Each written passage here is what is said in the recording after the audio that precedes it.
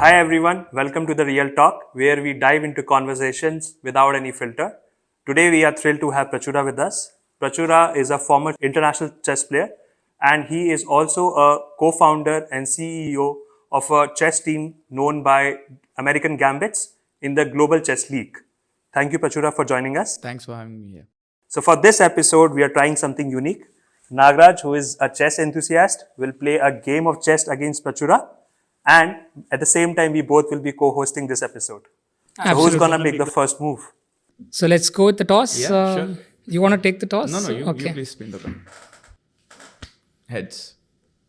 Okay, that's heads. I choose black. Thank you. So I'll choose white. So Nagraj, make the first move.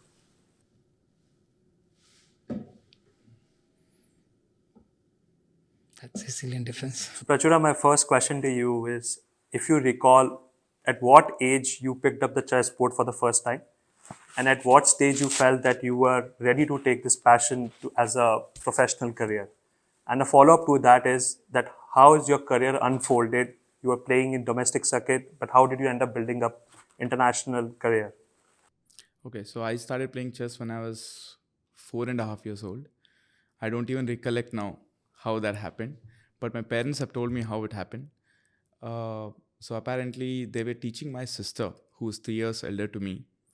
So she was 7.5 at that point of time, and I was 4.5.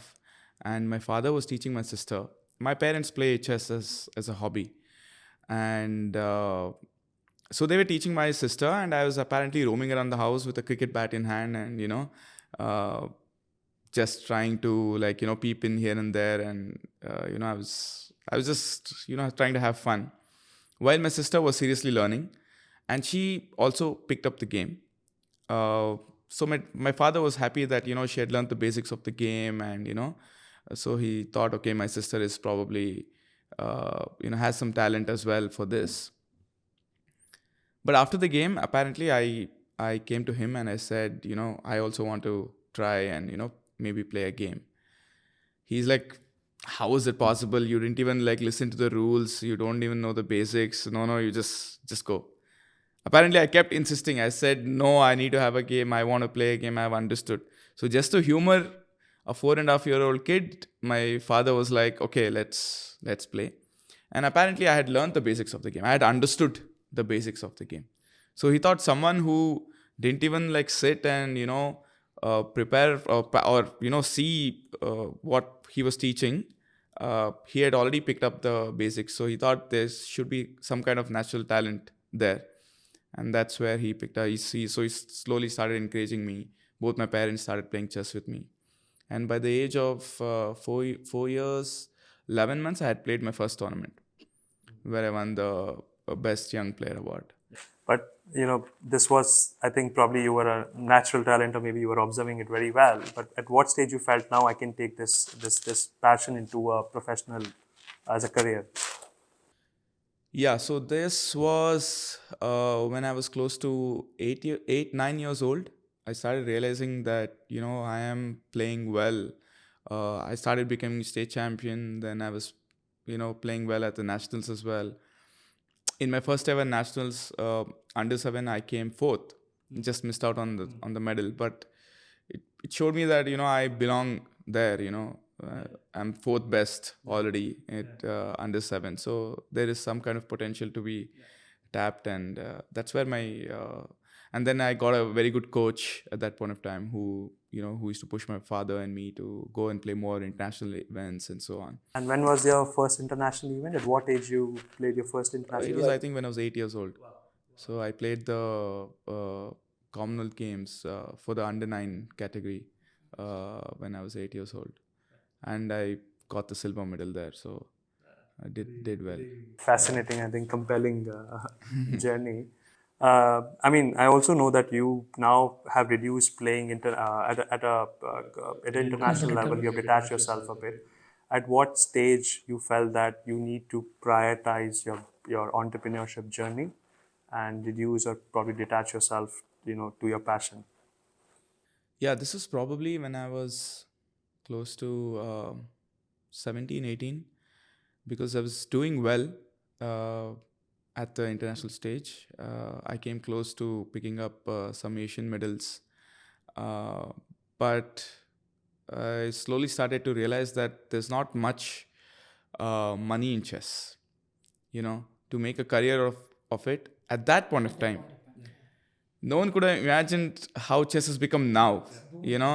Around 10-15 years ago, chess was the scene of chess was very, very different. So it was a big risk. Either you become a Vishwanathan Anand or you're sort of doing just okay. And I'm an ambitious person in general, and I don't want to be doing just okay.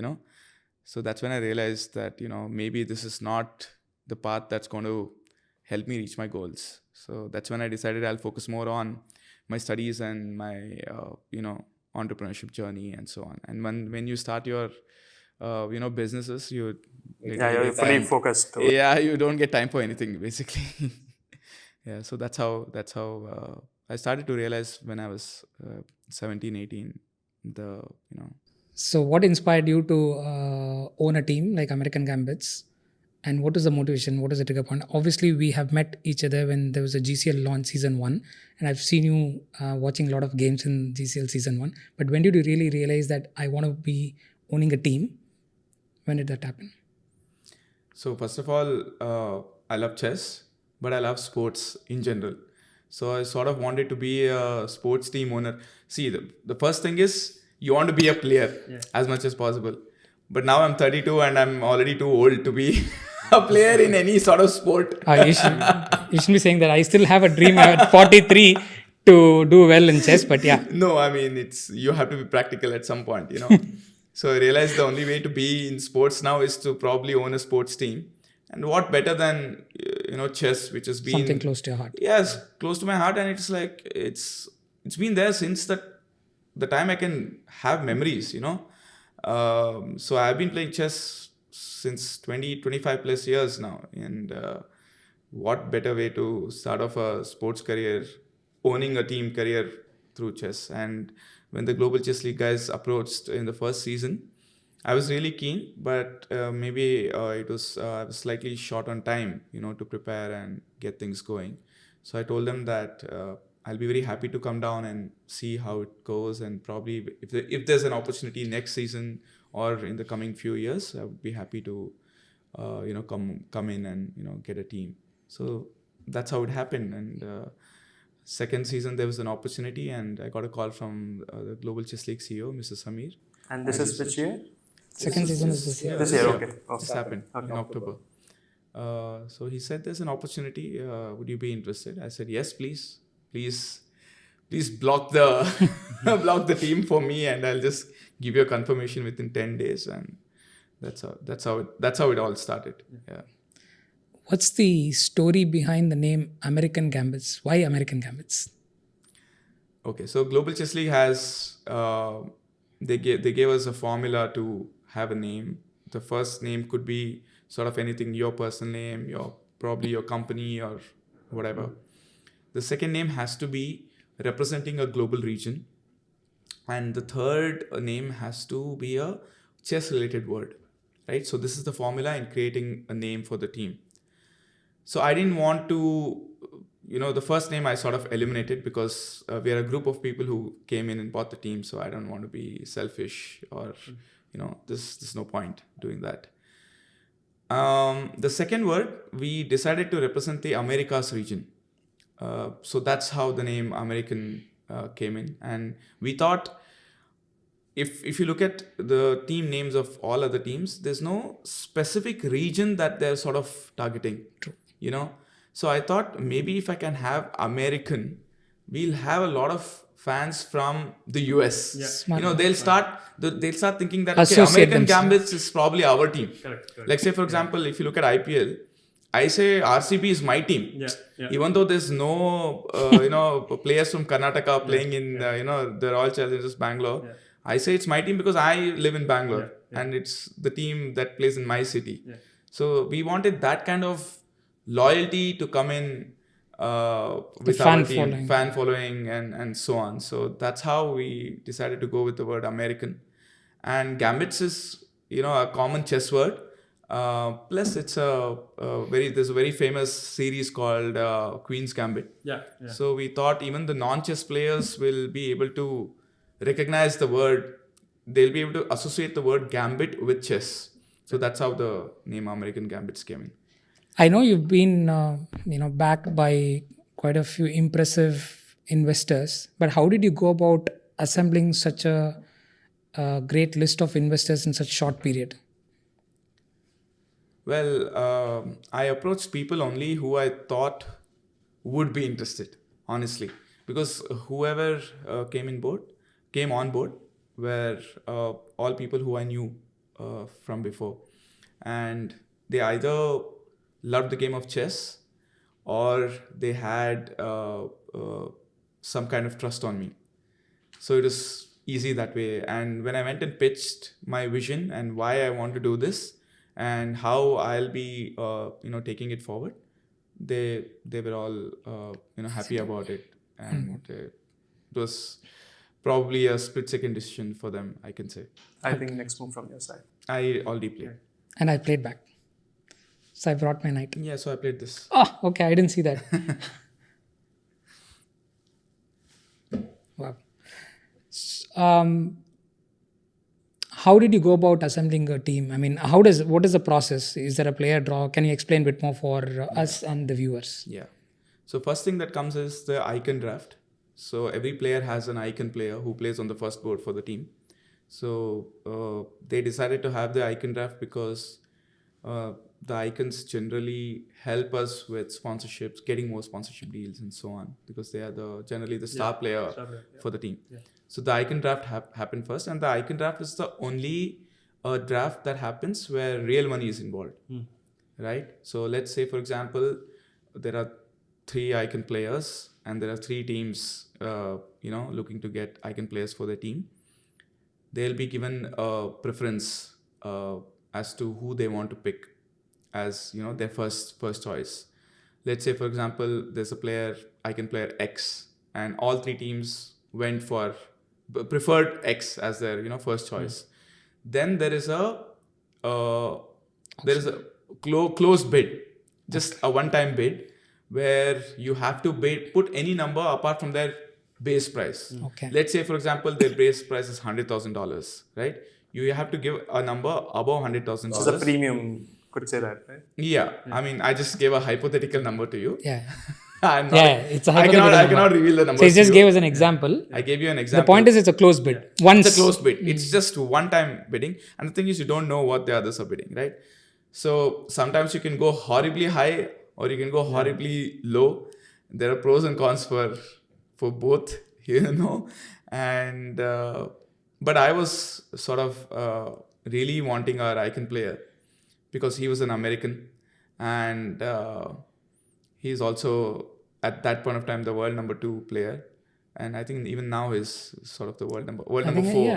I think, but Blitz is still is brilliant. I mean, he's a legend, you can say. So I went a little overboard for him, I can say.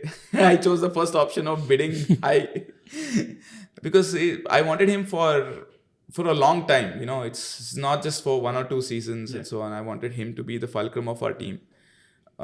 So that's how it happened, and that is a process. So once I got him, then the other 2 teams went for the other 2 icon players. Yeah. So what about the rest of the players? Because obviously you have Prodigy and women superstars, right? Does that also go through a similar kind of a process where team have to pick, and then if there is a kind of a tiebreaker equivalent, they'll go through a close bid, or how does that work? Yeah, so I was coming to that. So once the icon draft is done, then you have 5 more spots remaining because there's 6 players in the team. So that happens based on point system. So 1,000 points are given to the team, and basically an average of 200 points per player, and they have a base points as such. Okay. And then you got to do, that's a normal bidding process where you have a wallet size and you'll have to. Yes. So instead of wallet size, there's points which will be equal. Exactly. But the thing is, we're not doing real money bidding for them. So they have a base price, and whatever points we get them for, they still end up getting paid the same base price. Okay. So there's no Okay. variation of pay in that. Okay. As now chess is gaining popularity, but still not it's in as mainstream as like sports like cricket, right? So how do you see kids who want to take the sports professionally, how they can build a proper career out of it and maybe make a living out of it? Because as you said, at 17, 18 there were not enough opportunities. Now the more opportunities are coming. Right? So how do you see your overall landscape has changed, and what are amazing opportunities available out now? Landscape has changed big time because see, any sport to grow, the money has to flow in. Yeah. Money flows in when the corporates come in. Yeah. So chess has already started seeing corporates coming in. There are, if you see our top 4 or 5 players in India, they're getting sponsored by big corporates. Pragdananda is sponsored by Adani Group. Wow. Arjun Erigesi is sponsored by Quantbox. Correct. Gukesh is getting n number of sponsors. Westbridge is sponsoring Gukesh. And now for the World Championship, Google is the main sponsor. Google is sponsoring So corporates are coming in, right? So once the corporates come in, then there's money coming in. And once the money comes in, you can easily make a career out of it. Even when I spoke at the GCL opener as well, I told him that for chess players, this is like the peak. I mean, this is what I used to Dream of, aspire. Dream of, when I was playing chess, I would have wanted the situation to be in this way, because there are a lot more opportunities now to make more money. So can I say that's like what IPL was going for cricket? It's similarly Global Chess League could be also for all the players in the chess. Of course, because I can say that chess is not a spectator sport. So maybe it's going to never be as big as IPL, but it is definitely a viewership sport. And in terms of viewership, the numbers are growing and growing every day, and there are a lot more people getting into chess. And this also happened, I think, due to COVID as well. COVID has a big part to play in the boom of chess globally and in India. A lot more people started taking the game, started playing, and started following chess streamers and influencers who got into chess and so on. So the chess boom has happened, I think, at the right time, I can say. And with India now being the forefront, of chess in the world, I think the best time to sort of be owning a chess team. Yeah. So you can capitalize and maximize the potential of the league and the team. Right. Who are the key sponsors for American Gambits in the first season? And what kind of an impact and reach which is created for the sponsors? If you could explain that, it'll be great. Yeah, so we had 3 sponsors, main sponsors for us. One of them is Circle Chess. They are a company which creates software products for chess, and it made a lot of sense for them to come on board because their main focus is chess and the target audience are chess players and chess audience. So it made a lot of sense for them to come on board as our title partners. The other company that came on board was a company called as 5C Networks. So they are, they are an AI-based company which is helping... I think healthcare? They're into healthcare space. They're helping radiology... imaging, diagnosis, so and things. Exactly. So they're making world a better place, I can say. Trying to diagnose and helping doctors and the medical practitioners all across the world. And they're also entering the US market. So it made a lot of sense for them to, be associated with chess team, especially American Gambits, because they're entering the US market, and they're an AI-based company. So anything which relates to artificial intelligence or intelligence in general, chess is probably the best way to sort of brand yourself. So it made a lot of sense for them to come on board as well, and it made a lot of sense for us to be associated with them as well. Rather than any good synergy. Actually. Yeah, there's a very good synergy, and I felt like we could add value to them as well. And the other company that came on board was Ashirvad Iodized Salt.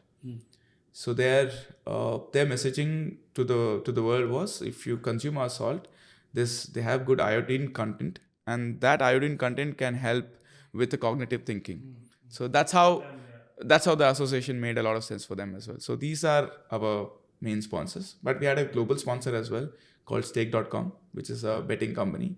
Also makes sense for them because chess is now into mainstream betting as well, which is good news because money comes in. Yeah. So that is great. In fact, I was speaking with one of my friends yesterday, and he was explaining how the betting companies are making sure the sport is clean. Because if the sport, I'm not talking about chess as such specifically, but in general sports, because betting company actually makes money only when the games are not rigged, irrespective of the sport. So in a way, it is also adding value to the sport and making sure the ecosystem is absolutely clean. That's pretty interesting. How would you rate the current performance in this season's performance of American Gambits, and what are the key takeaways? And it'll be great if you could also give us some trivia on the team bonding and how it was, how it all worked out well.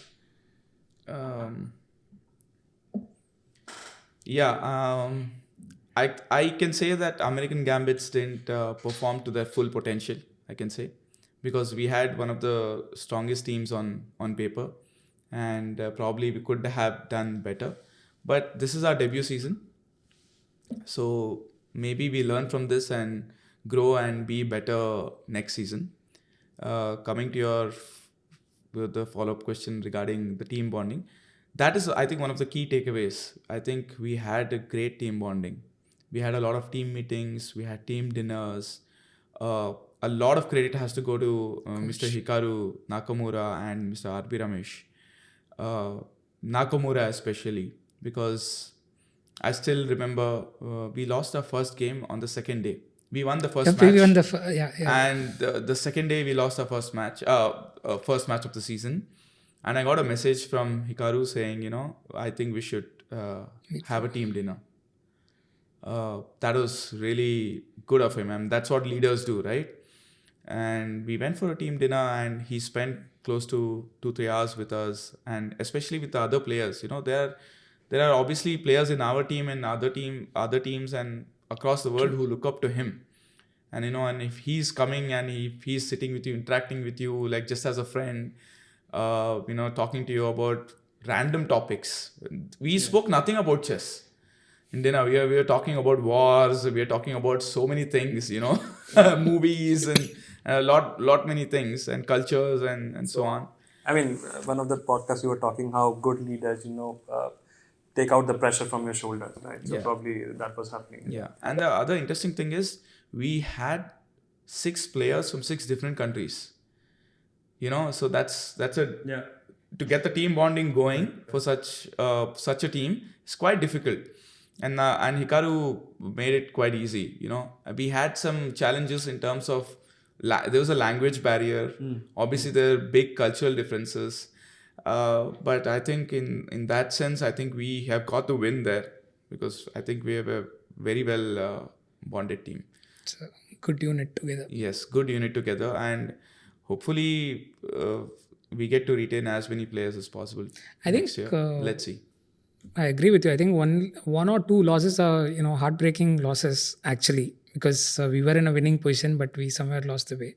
I'm sure the second season for us and the third season GCL is going to be much better. The format is in such a way where the matches can go anywhere in the last few minutes when it comes down to when there's time pressure and when it comes down to the wire. Can go anyways. Probably if we had 2 or 3 games going our way, we would probably qualify for the finals and have a good chance at I remember messaging you and asking, do you still have a chance? We were interacting, but no, I think it was a great experience. That's what I would say. No, I mean it was great. I can say that, and I need to give a huge shout out to Hikaru and our coach, Mr. R.B. Ramesh. Yeah. I mean, just a few minutes back, you spoke that the chess landscape has changed and it's good time to own the business. So, from an investing perspective, how do you think as a business it is viable for owning a team? And you also want to understand the economics of how to when it comes to the operationals of the team, like what are the various revenue streams, what are the various costs involved in managing a chess team. So I can say with some confidence that most of the sports team, it can be any sport, any league, they generally burn the first 3-4 years, I can say, because you're still setting up the team. You need to get fans going, and you need to attract sponsors, and there's a lot of things involved. So coming to the economics of owning a chess team, I think we will be spending close to a couple of $1 million across few years. And when it comes to the what are the revenue streams for us, it's predominantly sponsorship as of now. But as and when the league grows, as and when this keeps happening over the years, we'll sort of get fans involved, and probably we'll get some revenue from merchandising, from ticket sales. And it's left to each team as to how they want to sort of monetize it. Let's say, for example, we have started shooting the BTS series, So probably if the league grows and we start doing well and so on, we can even sell the content and make money there as well. So there are multiple revenue streams. And when you're expecting this BTS to be out for the season 2? Soon, I can say. The team is working hard at the post-production, and probably it should be ready by December mid. And then I need to talk to the OTT giants and see if I can place it somewhere. Yeah. I know Nagaraj very closely, and I think whatever I hear from him, whatever a lot of things what he do in his professional life or his normal life, he has kind of learned through the moves of chess. And you being played for 25 plus years, do you think in your he's by the way, he's 2000 plus rated. I know. FIDE rated. Okay, so yeah, so you being played for 25 plus years, do you think this chess has helped your overall entrepreneur journey? And if yes, can you give some instances, examples around that? Of course, I think whatever decisions I take now and the way I think, even in my journey of entrepreneurship, chess has influenced that a lot, to a big extent, because the decisions I make, I see things ahead now. I try to think ahead. I see like when I was decided to take the team, it was not a journey of 1 or 2 or 3 years. It was a journey of close to 5 to 10 years, and you need to have that vision to see that far ahead. Chess definitely helps you with that, because in chess you're trying to. So basically, the difference between me and probably a grandmaster is probably they can calculate moves, more number of moves than me. exactly. Yeah. So that's the difference, basic difference, I can say. Of course, there are a lot more technical things like openings, and they'll have more knowledge about certain areas and aspects of the game. Apart from that, the basic difference of how good a player is Ability to the calculate. ability to calculate and think as many moves ahead as possible. And the same thing applies in life in general as well, right? Let's say, for example, you want to get married, or you want to take some business strategic decisions. Everything, all these things definitely applies. You have to think way Of course, Think of course. ahead, you need to think calculate. ahead, you need to plan, you need to strategize. So chess has taught me a lot in life, and I still apply all those things in most aspects of my life.